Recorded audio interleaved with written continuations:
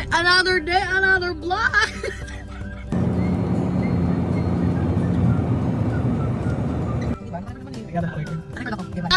Cut.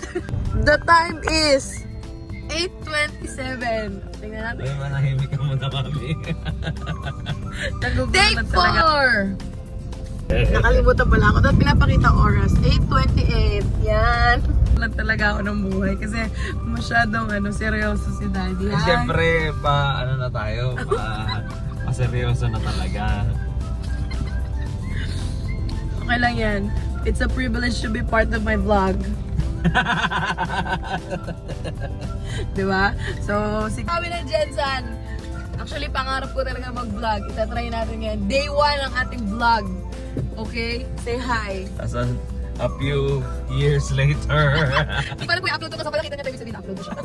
Pero di ko alam kung kailan. So, hi, hello. Welcome to our vlog. Go, go, go! Bye! Si Pastora Princess Snow White. Sa kitchen, Yes! Hello, welcome to our vlog! Pero di pa alam kung i-upload ko. Si ate. Yay! May tuna sila dito na to, Helen. Sarap oh. Wow! Sa Jensen, masarap magluto ng tuna, no? Kumain ka na doon. Sige, mamaya. Anong masasabi mo, Ate Helen? Wala, ang ganda mo ngayon. Hindi yan. Wala akong panlibre sa'yo. Kaya naman sa'yo, ang bango-bango mo. Ang ganda. Ngayon lang ako naligo eh. Holiday. Joke lang. O next, mamaya papakita natin kung ano yung luto ni Ate Helen dito. Bye! Hi! Good afternoon everyone. So kami ngayon ay bumabiyahe. Galing kami ng SM City General Santos at hindi na namin alam yung yung pabalik ng church. So kami ay nasa parking 3rd floor. Sana tayo? Paglabas natin ay Sa labas na na ano ba yan? Kami yung mga lakwatsera na hindi alam.